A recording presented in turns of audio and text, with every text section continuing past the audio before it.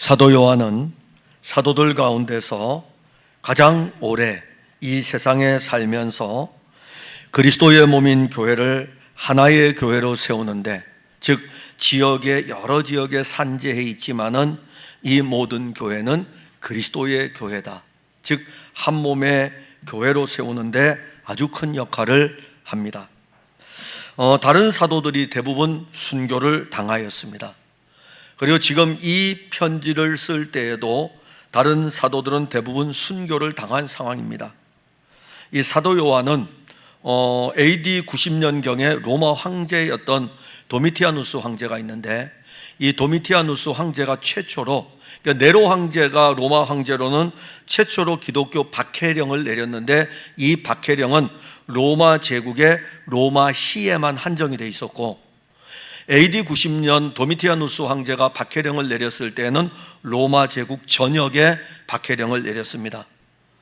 그러니까 다른 이 왕들과는 다르게 이 도미티아누스 황제는 자기를 신격화했습니다. 기독교인들이 이것을 거절을 한 거예요.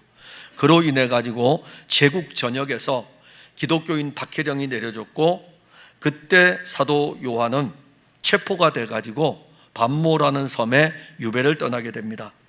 아무튼 이 사도 요한은 이 도미티아누스 황제 때까지 살아 있으면서 교회들을 살피고 교회들의 문제들을 풀어서 말씀을 통해서 해결하고 그러합니다. 요한복음을 기록하게 되고 요한 1, 2, 3서, 요한계시록, 이게 다 신약 성경으로는 대부분이 연도가 늦게 쓰여졌어요. 그러니까 앞에 우리가 이제 이 신약 성경 27권은 연도별로 기록되어 있는 것이 아닙니다. 연도별로 기록되어 있는 것이 아니고 예수 그리스도의 생애에 대한 복음의 내용을 복음서라 해서 4권을 먼저 기록해 놓은 거예요. 앞에 놓은 것입니다. 그 다음에 역사서에 해당되는 복음이 어떻게 전파됐는지를 알려주기 위해서 사도행전을 거기다 그 다음에 배치를 했어요.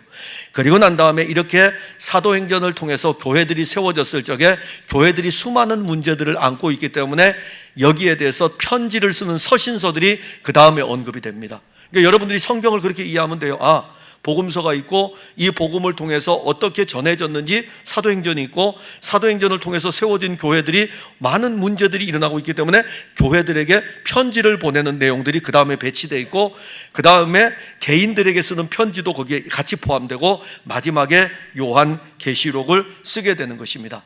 그래서 요한복음, 요한 1, 2, 3서, 그리고 요한계시록, 저자인 요한이 쓴 글들은 대부분이 다른 바울이라던가, 왜냐하면 바울은 AD 66년경 네로 황제의 박해 때에 순교를 당했으니까는 그 이후에도 사도 요한은 살아있어가지고 글들을 씁니다. 성경을 남기기 때문에.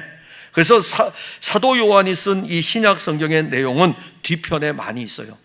그리고 또 하나는 이 5권의 성경 안에 여러분들이 자세히 살펴보게 되면 특히 요한일서, 요한복음, 이 2가지는 생명의 깊이가 다른 복음서나 서신서들보다 엄청나게 풍성합니다.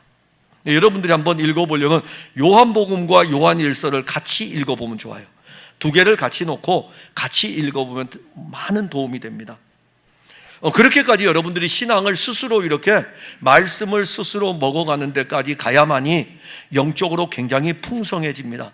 제가 여러분들을 먹일 수 있는 시간은 주일에 증거하는 이 말씀밖에 없어요.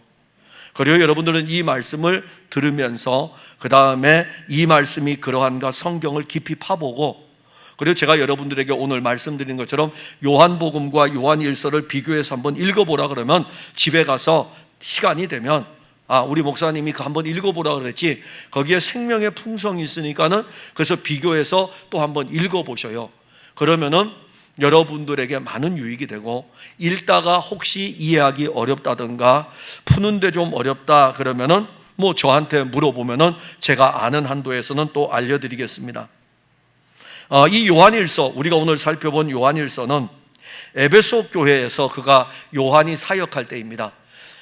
요한의 마지막 사역지는 에베소 교회예요. 이 에베소 교회에서 그의 마지막 사역을 보내면서 교회 안에 침투한 영지주의자들을 대항하기 위해서 이 편지를 씁니다. 그러니까 에베소 교회에서 사역하고 있기 때문에 에베소 교회의 문제는 아니에요. 왜냐하면 주변에 지금 로마 제국 안에 있는 많은 교회들이 영지주의의 영향을 받아서 교회가 어려움을 겪고 있었기 때문에 이 영지주의자들을 대항하기 위해서 말씀을 기록합니다. 그래서 이 요한 일서에 보게 되면은 육은 악하고 영은 선하다고 하는 이원론적 구조를 가지고 들어오는 영지주의자들이 교회를 어지럽혀요. 그래서 이 영지주의자들을 공박하고 공격하면서 요한일서 2장 22절에 보면 거짓말하는 자가 누구냐? 예수께서 그리스도이심을 부인하는 자가 아니냐? 아버지와 아들을 부인하는 그가 적 그리스도시니. 예수는요, 하나님의 아들이 육신의 몸을 입었을 때 그 이름을 예수라고 부르는 것입니다. 성경에서 예수라는 이름이 쓰여질 때가 있고, 그리스도라는 이름이 쓰여질 때가 있고, 주라는 이름이 쓰여질 때가 있고, 하나님의 아들이라는 이름이 쓰여질 때가 있어요. 특히 예수라는 이름이 쓰여졌을 때에는 하나님의 아들 그리스도가 육신을 입었을 때 불려진 이름이 예수입니다. 예수께서 그리스도이심을 부인하는 자, 육신을 입으신 이 예수가 그리스도라는 것이죠. 육신을 입으신 이 예수가 하나님의 아들이라는 것입니다. 이것을 부인하는 자는 적 그리스도이다. 예수는 육신을 입은 하나님의 아들. 그런데 영지주의자들에게는 예수가 육신을 입은 존재라면 육신은 악한 것인데, 육신은 악한데, 이게 가르치는 내용이에요. 육신은 악한데, 그래서 그들은 이 육신을 입은 예수를 하나님의 아들로 믿지 않은 것입니다. 이에 대해서 요한일서 4장 2절에 너희가 하나님의 영을 알지니 곧 예수 그리스도께서 육체로 오신 것을 시인하는 영마다 하나님께 속한 것이요. 예수 그리스도가 육신을 입고 온 것을 시인하는 사람은 하나님께 속한 사람인 것입니다. 여러분들은 하나님의 영의 인도를 받는 거예요. 영은 보이지 않기 때문에 여러분들이 어떻게 내가 하나님의 영을 받았나? 내가 성령을 받았나? 이런 부분들 때로는 궁금할 때가 있을 것입니다. 그리고 제가 여러분들에게 성령을 받았습니까? 라고 던지면 영은 보이지 않으니까. 근데 여러분들에게 답을 알려드리면 성경에 답이 나왔어요. 하나님의 영을 알지니 예수 그리스도께서 육체로 오시는 것을 시인하는 영마다 하나님께 속한 것이다. 요한은 교회들에게 편지를 통해서 당시의 교회들을 어지럽히는 영지주의자들의 잘못된 사상을 공박하면서 교회를 영지주의자들로부터 지키려고 했습니다. 그러니까 영지주의자들에게 넘어갈 수 있는 요소가 있어요. 예수가 육체로 오신 것을 부인할 뿐이지 다른 신령한 것들에 대해서는 영지주의자들이 전하고 있거든요. 그러면 교인들이 들을 때에는 어떻습니까? 그리스도는 하나님의 아들은 신령한 분이시고 하나님의 아들의 속성은 어떠하고, 그래서 우리가 찾고 있는 이 분이 바로 우리가 정말로 찾는 로고스가 하나님의 아들 그리스도다라는 것은 여러분들 제가 이렇게 전하면 아무 문제 없죠. 근데 그분이 예수입니다, 이렇게 전하면은요 우리는 아무 문제 없죠. 근데 영지주의란 그건 안전한다 이겁니다. 예수는 안전하고 하나님의 아들 그리스도. 그러니까 교회들이 들으면서 그리스도를 전하고 하나님의 아들에 대해서 전하니까 아멘 아멘 아멘 듣는데, 영지주의자들은 그분이 바로 예수입니다라는 것을 안 전하는 거죠. 교회는 그 정도까지만 알고 있는 거예요. 그래서 이 부분이 교회를 어지럽게 하고 있기 때문에 이 문제를 지금 다루는 겁니다. 오늘날 여러분, 우리 교회 안에 침투한 이단들이 우리가 교회의 공교회에서 이단으로 딱 선포했던 세력들이 있습니다. 하나님의 교회, 안상홍의 하나님의 교회, 그 다음에 신천지, 그리고 구원파, 그리고 베레아, 이런 것들이 우리에게 있어요. 그냥 여러분들이 이렇게 듣고 있다가 그런 사상들에 끌려가지 마시기 바랍니다. 자, 그런 것들이 있는데 그런 것들은 교회가 공교회에서 이단으로 총회에서 선포를 했어요. 그런데 우리 안에는 이런 요소들이 있어요. 있다고요. 있으면서 우리 신앙을 갉아먹어요. 그리고 우리 신앙을 병들게 합니다. 근데 본인은 그걸 몰라요. 내가 신앙이 좋다고 생각을 하는 것입니다. 그래서 여러분들이 교회를 잘 선정해야 되고, 그리고 교회를 통해서 증거되지는 말씀으로 여러분들이 교육을 받아야 되고, 그게 바로 목양입니다. 교육을 받아야 되고 그 안에서 자라가야 됩니다. 아니 내가 내 마음대로 신앙생활 하려면 교회 왜 나와요? 교회 나올 필요 없죠. 교회를 통해서 선포되는 말씀을 가지고 여러분들의 신앙을 잡아가는 거예요. 잘 잡아야 됩니다. 어저께 제가 저녁 늦게 TV를 보는데 정원을 가꾸는 사람들인데 아주 이쁜 소나무를 정원 앞에 심었더라고요. 그런데 이 소나무 이 줄기 하나에도, 아주 가는 줄기 하나에도 이 휘어지는 철사로 연결을 계속 묶더라고요. 그래서 물어보더라고요. 이걸 왜 이렇게 묶습니까? 왜 이렇게 묶습니까? 그런데요, 단순하게 정원수를 심는 것이 아니고 심고 난 다음에 이파리들을 막 따요. 어떤 이파리를 땁니까? 작년에 묵은 이파리를 땁니다.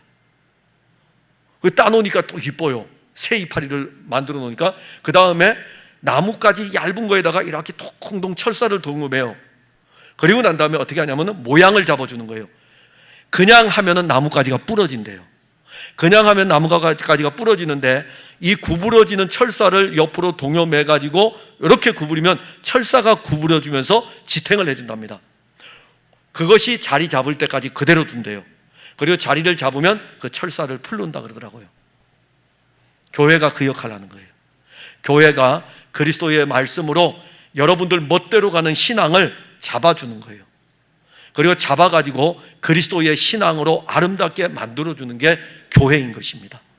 그래서 사도 요한이 그 영지주의자들이 지금 초기 기독교 교회들을 어지럽히니까는 그들에게 이 말씀을 쓰면서, 왜냐하면 순회 전도자이기 때문에 에베소에서 사역하고 있기 때문에 다른 데서 사역을 지금 가지를 못하니까는 편지를 써서 잡아주는 거예요. 그리스도가 누구인지, 예수님이 어떤 분인지에 대해서, 영원한 생명이 어떤 것에 대해서 하나하나 잡아주면서 딱 두는 거예요. 그러면 그 안에서 자라가는 것입니다. 최고의 아름다운 신앙인 거예요. 주의 영이 말씀으로 우리를 잡을 때에 신앙이 가장 아름답습니다. 우리 멋대로 잡으면은요, 굉장히 멋있는 신앙 같죠. 내 신앙은 내가 이렇게 잡아가면 되게 뽐낼 것 같지만은 그거는 다 꺾어져야 돼요. 나 꺾어서 부러져야 되고 그리스도가 이렇게 잡아주셔야 돼요. 그리스도가 잡아주면 최고의 아름다운 신앙이 됩니다. 그래서 요한일서가 이게 우리가 보게 되면 전체가 5장으로 되어 있습니다. 짧아요. 아주 짧은 부분입니다. 그런데 이 요한일서 안에 나오는 내용들이 있습니다. 생명이 나옵니다. 사귐이 나옵니다. 거함이 나옵니다. 누림이 나옵니다. 그러니까 지금 오늘 우리가 보는 이 단어들 가운데 오늘 우리가 보는 게 생명에 대해서 볼 것이고, 사귐에 대해서 볼 것이고, 누림에 대해서 볼 거예요. 생명, 사귐, 거함, 누림, 이 영적인 단어들이 아주 풍성하게 언급되는 게 요한일서입니다.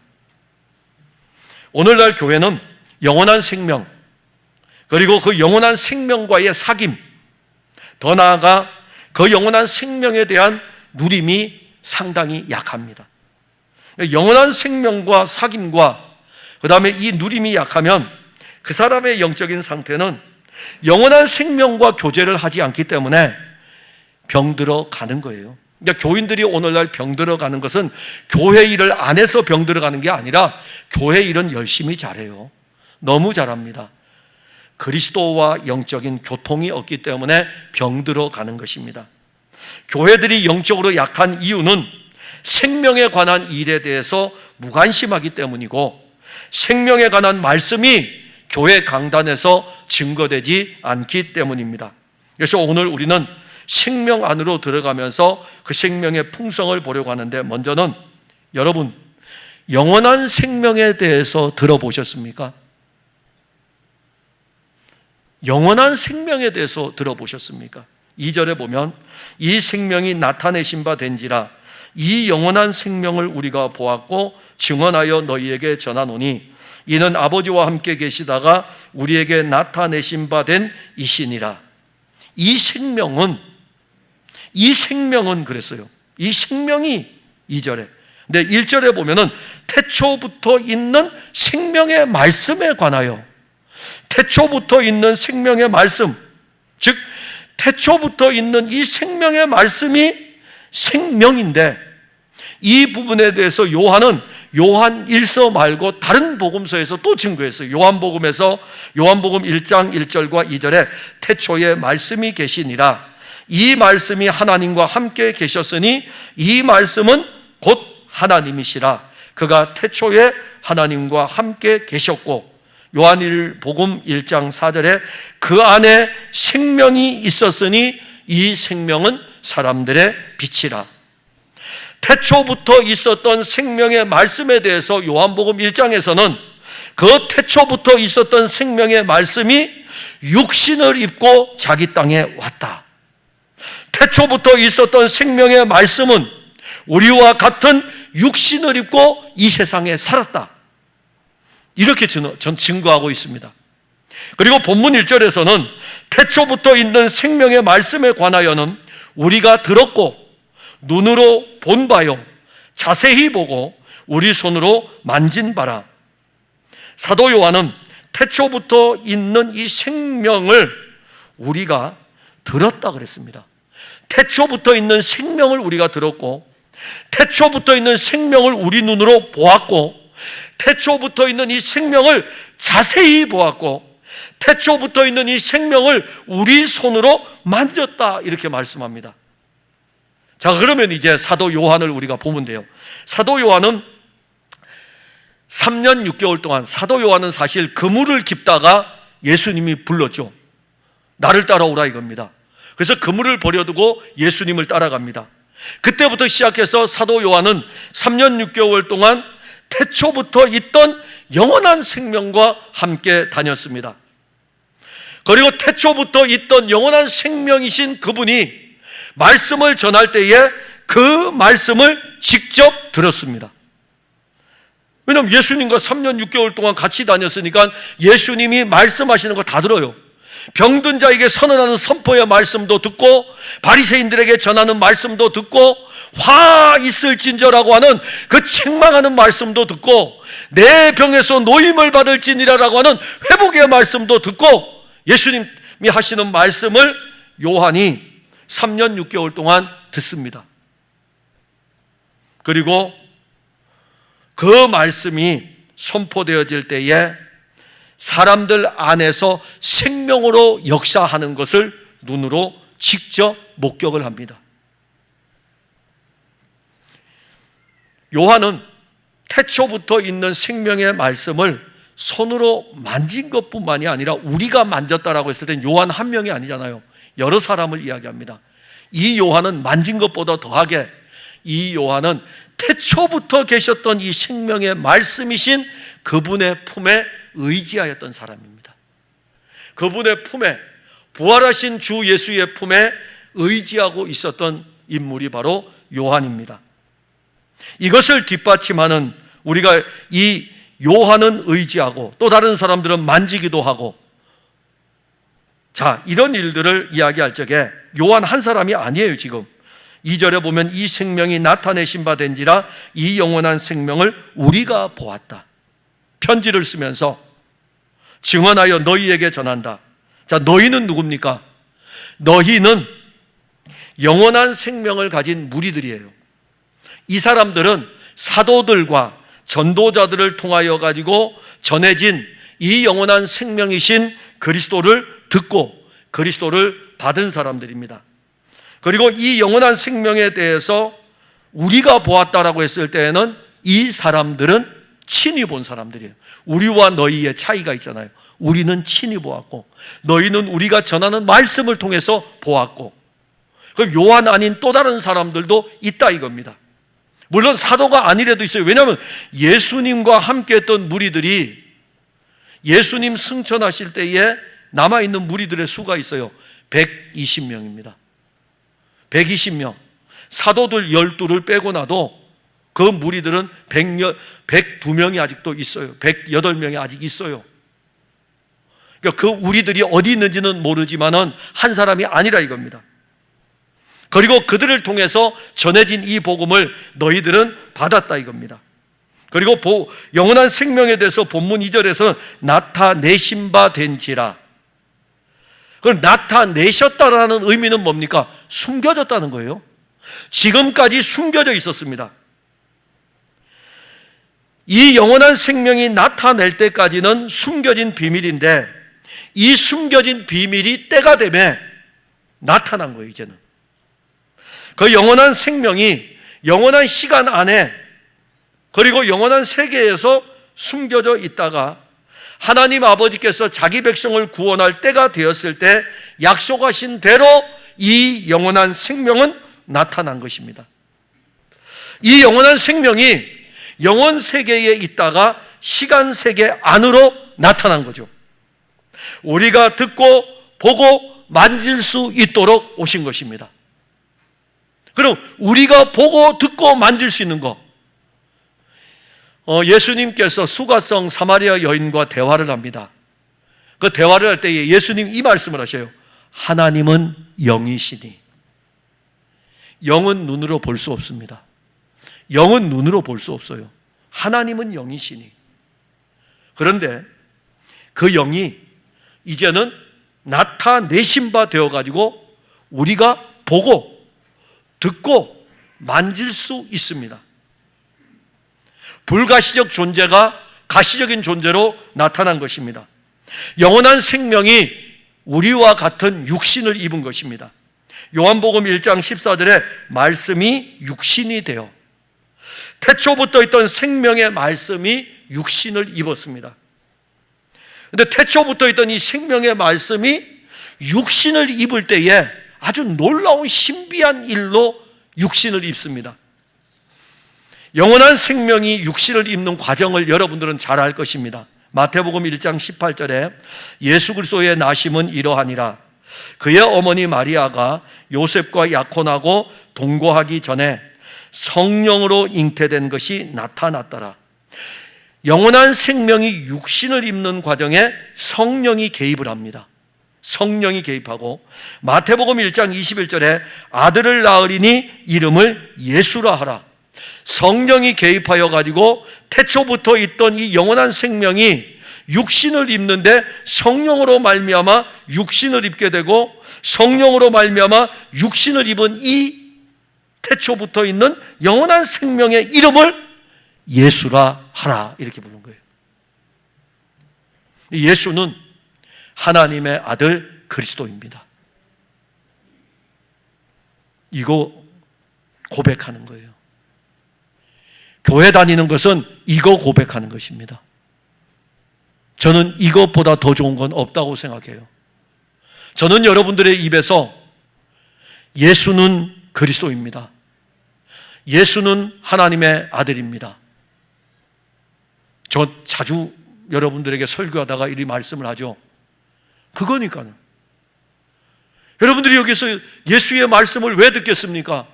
예수의 정신을 배우려고요? 죽었다가 깨나도 예수 정신 못 따라가요. 하나님의 아들의 정신을 어떻게 배우겠어요? 예수님처럼 살겠다고요?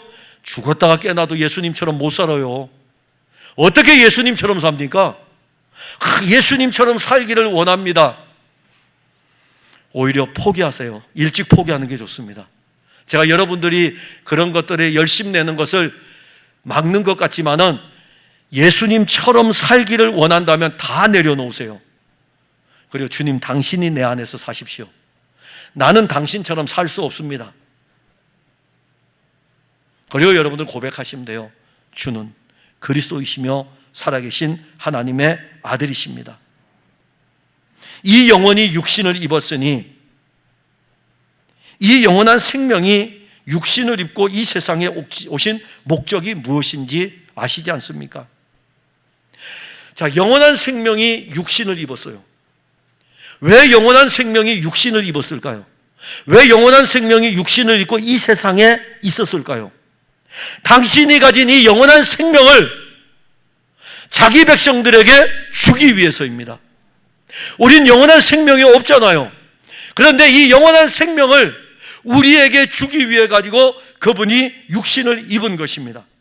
요한복음 6장 53절에 예수께서 이르시되 내가 진실로 진실로 너희에게 이르노니 인자의 살을 먹지 아니하고 인자의 피를 마시지 아니하면 너희 속에 생명이 없느니라.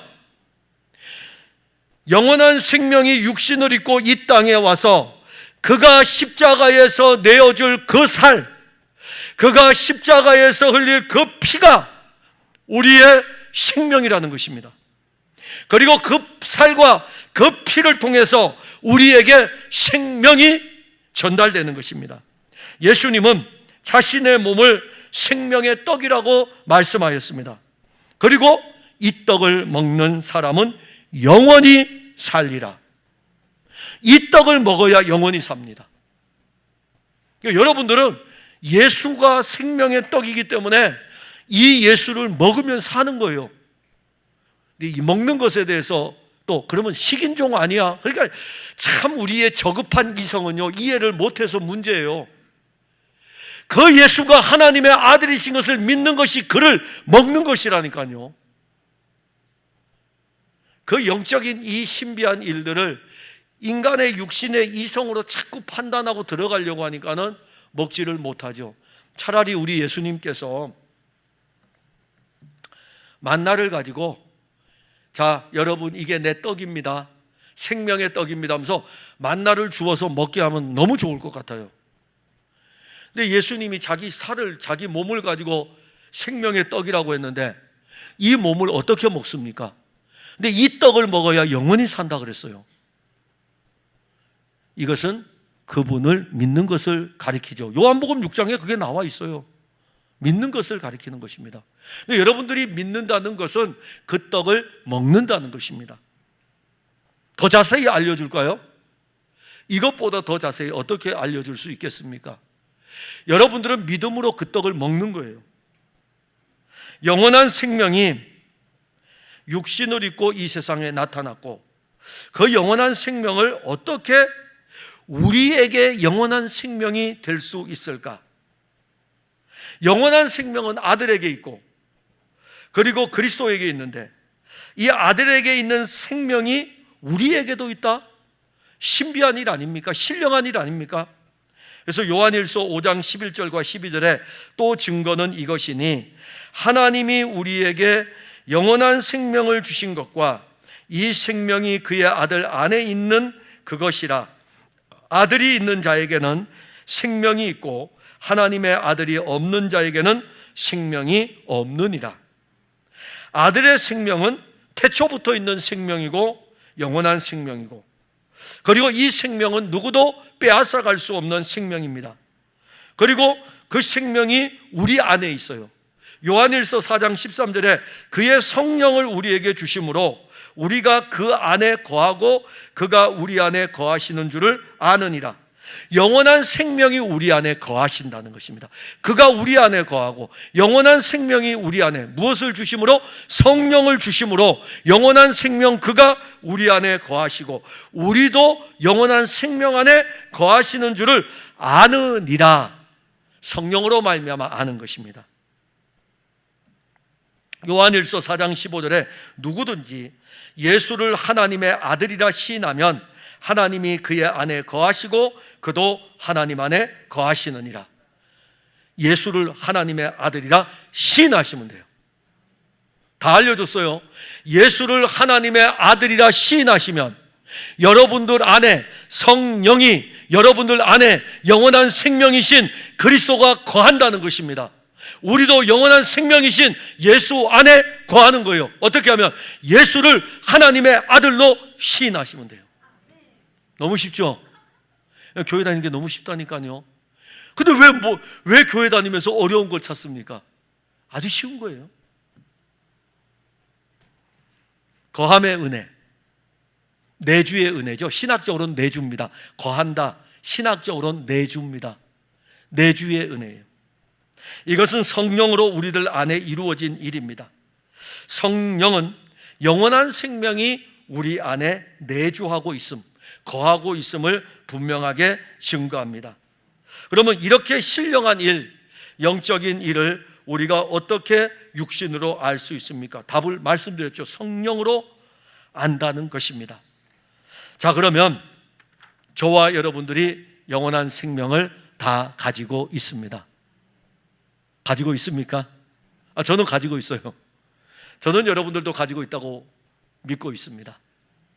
자, 그러면 이제 우리의 교제는 어떤 교제해야 되냐면 영원한 생명의 교제해야 됩니다. 오늘 본문에 나와 있어요. 3절에 보면 우리가 보고 들은 바를 너희에게도 전함은 너희로 우리와 사귐이 있게 하려 함이니. 영원한 생명을 전하는 목적은 죄인들이 사망 아래에 있을 때 그들에게 영원한 생명을 주기 위함인 것이 첫 번째고, 두 번째는 교회가 이 예수를 증거함으로 영원한 생명을 가진 그리스도인들이 영원한 생명으로 서로 사귀는 것입니다. 영원한 생명으로 교제하는 것입니다. 그래서 사도 요한은 우리가 보고 들은 바를 너희에게 전한다. 우리가 본 것을, 우리가 들은 것을 너희에게 전한다. 사도 요한이 지금 본 게 뭐라 그랬죠? 우리가 본 거, 영원한 생명을 보았다 이겁니다. 우리가 영원한 생명을 만졌다 이거예요. 그리고 사도 요한은 영원한 생명의 품에 의지하였던 사람입니다. 그래서 사도 요한은 지금 그가 본 하나님의 아들 예수, 나사렛 사람 예수와 함께 3년 6개월을 다니면서 나사렛 사람 예수를 보고 그로부터 나오는 말씀을 들었어요. 그런데 보고 들으면서 3년 6개월의 이 과정 속에서 이분이 하나님의 아들이시구나, 이분이 하나님의 아들이시구나. 사도 요한은 바로 그런 은혜를 입었기에 보고 들으면서 사도 요한에게 믿음이 일어나고, 그래서 믿음은 들음에서 나고 들음은 그리스도의 말씀으로 말미암습니다. 자, 믿음은 들음에서 나고 들음은 누구의 말씀이요? 그리스도의 말씀. 그리스도의 말씀을 들어야 믿음이 일어나요. 그러니까 교회에 와서 정치 이야기 들으면 믿음 절대로 안 생깁니다. 교회에 와서 세상 이야기 들으면 믿음 절대로 안 생깁니다. 교회에 와서 바리새인 이야기 들으면 믿음 안 생깁니다. 교회에 와서 다윗 이야기 들으면 믿음 안 생깁니다. 교회에 와서 아브라함 이야기 들으면 믿음 안 생깁니다. 교회에 와서 그리스도의 말씀을 들어야 믿음이 생기는 것입니다. 믿음은 들음에서 나고 들음은 그리스도의 말씀으로 말미암는다. 그렇기 때문에 아브라함을 통해서 약속하신 그리스도를 들어야 돼요. 다윗에게 약속하신 그리스도를 들어야 돼요. 이사야 선지자가 예언한 그리스도를 들어야 돼요. 그래야 그 안에서 믿음이 생기는 것입니다. 그리고 성령은 사도 요한 안에 영원한 생명인 예수가 거하도록 역사하였습니다. 자, 사도 요한이 받은 영원한 생명은 이제 누구에게 전하여졌다고요? 또 다른 사람들에게 전하여졌습니다. 자, 사도 요한뿐 아니라 다른 사도들도 영원한 생명을 전했어요. 어디로? 예루살렘에도 전하고 온 유대와 사마리아와 땅끝까지 전했습니다. 요한 1서를 기록할 당시만 해도 주 예수의 복음은 오늘날의 영국 지역인 브리튼 지역, 그리고 오늘날 스페인인 서바나 지역, 그리고 오늘날 우리 그 흑해 연안에 있는 본도 지역, 아니 로마 제국 전역에 예수 그리스도의 복음은 전파됐습니다. 사도행전 2장과 4장에 보게 되면 성령의 역사로 예루살렘에서 영원한 생명을 가진 무리들이 3,000명, 5,000명 일어납니다. 사도행전 6장에 가게 되면 이들을 제자들이 더 많아졌다 이렇게 말씀합니다.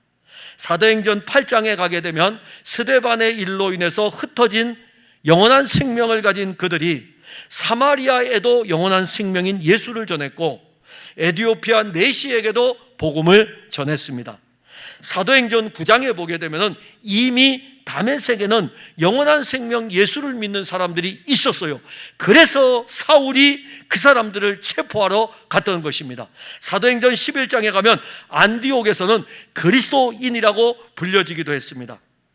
요한이 보고 들은 이 예수는 이렇게 수많은 사람들에게 전하여졌고 수많은 사람들이 예수의 생명, 그 영원한 생명을 가졌습니다. 교회는 이 생명을 가지는 것으로 멈추어서는 안 됩니다. 요한은 편지를 통해서 이 영원한 생명을 전하는 것은 예수의 생명으로 서로 교제하기 위함이다. 생명은 생명으로 교제하는 것입니다. 생명이 사망하고 교제할 수 없어요. 여러분들 죽은 시신 앞에 가서 교제할 수 있을까요? 생명은 생명과 교제하는 것입니다. 그래서 생명의 교제를 하려면 생명을 가져야 돼요. 더 나아가면 여러분들은 여러분들 안에서 생명으로 교제하는 게 최고의 복이에요. 세상 사람과 영적인 교제를 하려면 그 사람을 살리고 나서 교제를 해야 돼요. 그 사람에게 영원한 생명이 들어가야 돼요. 이 전도를 해야 되죠. 그 사람이 예수를 믿으면 이제 어린아이니까는 그 사람과 교제를 하는 것은 생명과 생명의 교제인 것입니다.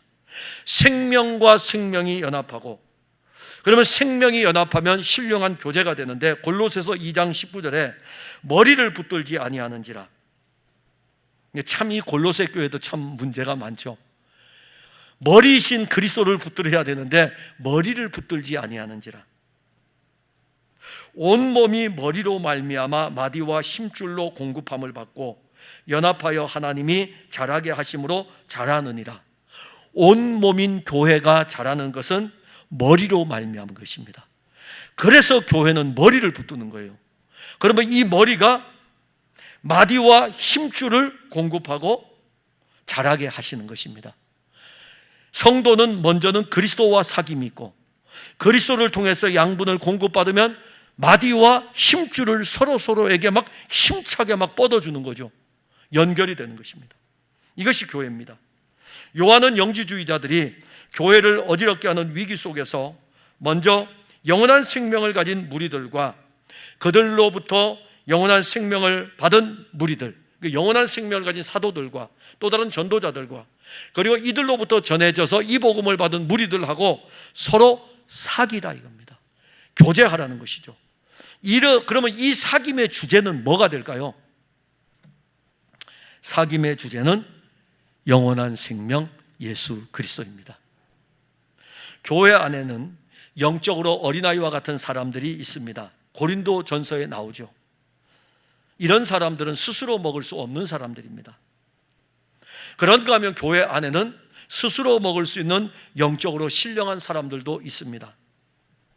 이들은 비록 어떤 사람은 육신에 속할 정도로 약한 믿음을 가지고 있을지라도 그 사람도 영원한 생명을 가지고 있는 것입니다. 그렇다면 교회는 영원한 생명을 가진 그리스도인들이 서로 생명의 교제를 해야 되는 것입니다. 하나님께서 우리를 평가하실 때 어떻게 평가하실까요? 아마 우리 오늘의 예배드리는 모습을 보고 하나님이 평가하시면은요, 여기서 의도 맞을 사람 무진장 많을걸요? 왜냐하면 저는 몰라요. 여러분들 머릿속에 어떤 생각을 하고 있는지. 그러면 하나님 앞에서는 온전히예요. 온전히. 다른 생각하고 있으면 참 하나님 그런 거 한번 사용하면 좋을 것 같아요. 예배 드릴 때에 온전함의 그 은혜를 가지고 그냥 다른 생각하는 사람에게 위에서부터 불이 탁 떨어져 가지고 정신이 버쩍 나게 하는 거, 졸고 있을 때에 그냥 와서 한 대 탁 때리는 거. 근데 하나님 그렇게 안 하셔요. 하나님 그렇게 안 하셔요. 우리가 어떤 생각을 해도 하나님 그렇게 안 하십니다. 그죠? 좋으신 분이셔요. 그럼 우리는 마땅히 어떻게 교인들과 교통해야 될까요? 못한다고 지적질하는 것이 아니라 어떻게 해야 된다고요? 생명으로 교통하는 것입니다. 교통하면 생명이신 그리스도가 영적으로 어린 사람을 자라게 해주셔요. 더디죠. 왜냐하면 이 말씀을 계속 먹여야 되니까. 그래도 생명이 일하는 것입니다. 교회 안에는 다양해요. 그 다양한 것을 보면서 저 사람은 왜 저래? 이게 아니라 그러한 사람에게 그리스도를 같이 공급하는 거예요. 그리스도를 같이 나누는 것입니다. 이게 바로 생명의 교제입니다. 생명의 교제는요, 영원한 생명이신 그리스도를 서로 공급하는 아주 혈관이에요. 이 혈관이 건강하면 교회는 함께 지어져 갑니다. 제가 콜레스테롤 수치가 되게 높아졌어요. 처음에는 좀 높다고 했을 때 별 생각 안 했어요. 그런데 이제 의사 선생님이 처방을 하면서 목사님 약 좀 드셔야 되겠어요. 처방을 해줬어요. 뭘 콜레스테롤 수치 가지고 하면서 안 먹었어요. 3년 전에 약 한 달치 타오면 다 버렸어요. 그냥 버린 게 아니라 안 먹어서 그냥 나중에 보니까 오래 묵혀뒀기 때문에 버렸어요. 이번에 건강검진을 했는데 이러시는 거예요. 왜요? 장로님 왜요? 했더니 왜 이렇게 콜레스테롤 수치가 높아요? 약 드셔야 됩니다. 그리고 3개월 뒤에 피검사 다시 한번 해보죠. 그런 거예요. 그래서 제가 그때서야 콜레스테롤 수치가 높으면 안 좋은가 보다. 그리고 와서 제 아내한테 물어봤어요. 물었더니 이 혈전이라는 것이 있어서 피가 원활하게 통하지 않으면 심근경색이 일어나서 갑자기 당신 길 걸어가다 갑자기 죽을 수 있어. 그게 바로 콜레스테롤 수치가 높은 것으로 인해서 올 수 있는 거야. 정신이 번쩍 나는 거예요. 내 혈관이 굉장히 끈적끈적하구나. 먹어야 되겠구나. 그래서 요즘은 식전마다 새벽기도 끝나면 올라가서 약부터 챙겨 먹는 것이 일이 됐어요. 이제 한 달이 됐어요. 제 혈관이, 육신의 혈관이 끈적끈적해요. 피가 원활하게 잘 못 흐르지 않아요. 약 먹으면 되죠 뭐. 여러분들의 영적인 혈관은 어떻습니까? 피가 불긋불긋 솟아나올 정도로 혈관이 원활하게 피가 지금 흐르고 있습니까? 그 혈관의 피를 그리스도가 우리에게 끊임없이 수혈하여 주고 있는데 우리의 혈관이 막혀 있든지 끈적끈적하든지 하면 이 피가 공급이 제대로 되겠습니까? 그 역할을 하는 게 뭐냐면은 생명의 교제입니다. 그리스도를 통해서 서로 교제하는 것입니다. 오늘날 교회를 다니는 사람들이 세상 정치 교제를 자주 합니다. 더불어민주당과 교제하고 국민의힘과 교제하고 교회 안에서 막 그런 거 이야기를 해요. 그리고 교회 안에서 자녀로 교제합니다. 어떻게 하면 우리 자녀를 잘 키울 수 있을까? 이 얘기도 듣고 저 얘기도 듣고. 교회 안에서 재테크 교제를 합니다. 어떻게 하면 우리가 돈을 좀 더 모아둘 수 있을까? 정말 바빠요. 그리고 카페에서 모여서 이야기를 하면서 그런 수다도 떱니다. 죄송하지만 이런 교제는 사망의 교제입니다. 이런 교제는 여러분들의 영원한 생명을 질식시키는 교제입니다. 서로가 가진 영원한 생명을 가지고 생명으로 생명을 교통하는 것입니다. 그리스도로 예수 그리스도를 가지고 예수 그리스도를 같이 교통하는 것입니다. 서로가 가진 영원한 생명은 마디와 마디를 연결하여 갈 것입니다. 그래서 목사는 우리 장로님들과 함께 생명의 교제를 해야 돼요.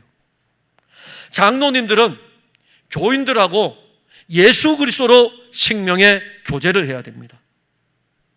이러한 교회는 생명이 풍성합니다. 그러면 이제 우리가 더 나아가서 생명의 교제는 어디까지 가냐면 누림의 은혜로 살게 합니다. 3절 하반절에 보면 우리의 사귐은 아버지와 그의 아들 예수 그리스도와 더불어 누림이라.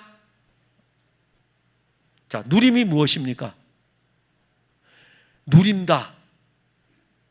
어떤 사람이 아주 낡은 자동차를 한 대 가지고 있습니다. 겨울에는 시동도 잘 안 걸려요. 그런데 요즘처럼 이렇게 무더운 여름철에는 더워가지고 차 시동을 걸고서 운전을 하려고 그러는데 에어컨을 탁 틉니다. 근데 에어컨을 틀어놓으니까 또 차가 힘을 받지 못하는 거예요. 차를 운전하여 갈 때마다 늘 불안불안합니다. 그러다가 큰 마음 먹고 도저히 안 되겠다. 겨울에는 시동이 잘 안 걸려서 고생이요, 여름에는 힘이 딸려서 고생이요, 새 차를 사자. 큰 마음 먹고 새 차를 샀습니다. 자, 이제 이 사람이 새로운 차를, 이제 새 자동차를 운전하게 될 것입니다. 새 차를 볼 때 얼마나 기쁘겠어요. 아주 헌 차가 있을 때는 차 한번 쓰다듬어 주지도 않더니 새 차가 있으니까는 뭐 와가지고 먼지 묻었을까봐 먼지털이 가지고도 쓰다듬어 주고, 얼마나 이 세차를 볼 때마다 흐뭇하겠어요. 그리고 그 세차에 탁 앉습니다. 그 세차에 앉았을 때의 그 느낌, 그리고 이 세차에 있는 모든 이 어떤 기구들 있잖아요. 이런 거를 볼 때마다 받는 어떤 누림, 그리고 차를 탁 시동을 틀고, 그리고 에어컨을 탁 켭니다. 에어컨이 아주 잘 나옵니다. 시원합니다. 그때의 그 기쁨은 이루 말할 수 없을 것입니다. 그게 바로 누리는 것입니다. 그게 누리는 거예요. 여러분들은 이 세상에 살면서 많은 것을 누릴 것입니다. 그 누림을 생각하시면 돼요. 그 누림을 생각한다면 예수 그리스도 안에서 영원한 생명을 누리는 것이 어떤 것인지는 조금은 이해를 할 것입니다. 여전히 영원한 생명에 대한 이 생명의 누림이 이해가 되지 않습니까? 그 사람이 영원한 생명을 가지고 있지만은, 또 예수 그리스도를 믿지만은 누리지 못하는 것은 영적으로 아직 어린아이이기 때문입니다. 이러한 사람은 생명을 공급받아야 되고, 생명의 교제를 통해 자라가면 생명의 교제로 인해 가지고 누림의 은혜를 알게 됩니다. 그러니까 우리는 생명의 교제가 되고 있느냐라고 했을 때에 요한은 생명의 교제에 대해서 아버지와 그의 아들 예수 그리스도로 더불어 누림이라, 아버지와 그의 아들 예수 그리스도와 더불어 누림이라. 생명의 교제는 아버지와 아들과 더불어입니다. 더불어, 함께라는 것이죠. 함께. 생명의 교제의 내용이 아버지와 아들에 관한 것이고, 아버지와 그의 아들 그리스도로 교제하면 그 교제는 각 사람들 안에서 누림으로 더불어 역사합니다. 예수 그리스도를 서로 이야기하고, 예수 그리스도의 말씀을 읽고, 예수 그리스도의 말씀을 듣고, 서로에게 부족한 부분을 함께 교제하면서 보충하면 이 누림의 은혜가 풍성합니다. 그래서 더불어 누림이라, 더불어 누린다. 요한복음 17장 21절과 22절에 아버지여, 아버지께서 내 안에 내가 아버지 안에 있는 것 같이 그들도 다 하나가 되어 우리 안에 있게 하사 세상으로 아버지께서 나를 보내신 것을 믿게 하옵소서. 내게 주신 영광을 내가 그들에게 주었사오니 이는 우리가 하나가 된 것 같이 그들도 하나가 되게 하려 함이니이다. 함께죠. 더불어 하나. 아버지와 아들이 하나, 아들과 그리스도인들이 하나가 되는 것이 진짜 누림입니다. 이 누림이 아버지와 아들에 대한 생명의 누림입니다. 영원한 생명을 누리는 것은 그 생명의 풍성입니다. 이 생명의 풍성을 누리려면 생명으로 교제하는 성도들이 많아야 돼요. 그러니까 여러분들 주변에 정치 이야기하는 사람 많이 두지 마세요. 그리스도의 생명을 나누는 사람들을 많이 두셔요. 그래서 앉아서 그리스도를 나누고 그리스도를 이야기하고 그리스도를 먹고 그리스도를 마시는 것이죠. 이러한 생명은 흘러가요. 목회자를 통해서 생명이 공급되고 여러분들이 생명을 나눌 때는 생명이 흘러갑니다. 그리고 흘러가는 그 생명은 죽은 영혼을 살리고 메마른 영혼의 단비가 됩니다. 그리고 병든 영혼은 생명의 교제를 통해서 회복이 됩니다. 많은 그리스도인들이 영원한 생명을 누리지 못하는 것은 기독교 종교에 매여 있기 때문입니다. 이제 어느 순간에 바리새인이나 유대인들이나 서기관처럼 유대 종교처럼 교회 다니는 사람들이 기독교 종교에 매여 있어요. 종교 아닙니다. 생명입니다. 예수님이 왜 종교입니까? 예수님은 생명 자체이십니다. 어떤 사람들은 예수께서 지신 십자가를 나도 지려고 합니다. 그리고 죄의 짐도 지고 가고 막 모든 짐 다 지고 가요. 고난의 짐뿐만이 아니라 죄의 짐, 그리고 고민, 걱정, 염려 다 지고 갑니다. 다 내려놓으세요. 생명의 교통을 통해서 그분이 지고 가는 것을 아시잖아요. 그분에게 내려놓으시면 됩니다. 어떤 사람은 자기 열심과 자기 의에 빠져서 신앙의 기쁨을 잃어버렸습니다. 바리새인들이 기뻐하는 거 봤습니까? 바리새인들은 기뻐 안 해요. 왜냐하면 못하는 사람들만 찾아다녀야 되는데 뭐가 기쁘겠습니까? 사랑하는 성도 여러분, 사도 요한은 이 편지를 지금 쓰면서 4절의 마지막 결론을 내립니다. 주의 영에 감동되어 분명하게 그가 증거하기를 우리가 이것을 쓰면 우리의 기쁨이 충만하게 하려 함이라. 오늘 여러분들은 교회 생활을 기쁘고 즐겁습니까? 교회 생활이 기쁩니까? 교회 생활이 즐겁습니까? 만일 그렇지 않다면 여러분들은 예수를 처음 만났을 때 그 기쁨을 찾는 방법을 아시면 돼요. 예수를 처음 만났을 때 기뻤잖아요. 누구를 만났기 때문에? 예수를 만났기 때문에 기뻤어요. 그 다음에 그러면 이 기쁨이 뭐여죠? 예수예요. 그럼 예수로 교통하면 기쁨이 넘치는 것입니다. 생명이 우리에게 있고 이 생명의 교제를 통해서 공급되면, 그리스도가 우리 안에 누려지면 예수로 인하여 기뻐하고 즐거워하는 것입니다. 항상 기뻐하라 됩니다. 무엇 때문에? 예수로. 예수로 항상 기뻐할 수 있는 것입니다. 기도하겠습니다. 하나님, 은혜와 사랑을 감사합니다. 생명의 풍성, 영원한 생명 예수 그리스도, 태초부터 있었던 이 생명이 우리에게 나타난 바 되었습니다. 이 생명이 성령으로 말미암아 이제 우리 안에 계시고 이 생명이 우리 안에서 일하십니다. 사랑하는 성도들이 이 생명을 가졌으니 우리 주 예수 그리스도 안에서 이 예수로 교통하기를 원합니다. 모든 성도들이 생명이신 예수 그리스도로 교통하게 하시고 교제하게 하시고, 그 생명의 교제를 통해서 우리 안에 생명이신 그리스도를 누리는 기쁨이 넘치게 하옵소서. 그리하여 우리 풍성한 교회를 출입하는 모든 성도들은 그리스도의 기쁨으로 가득하고 그리스도로 함께 세워져 가게 하옵소서. 예수님 이름으로 기도하옵나이다. 아멘.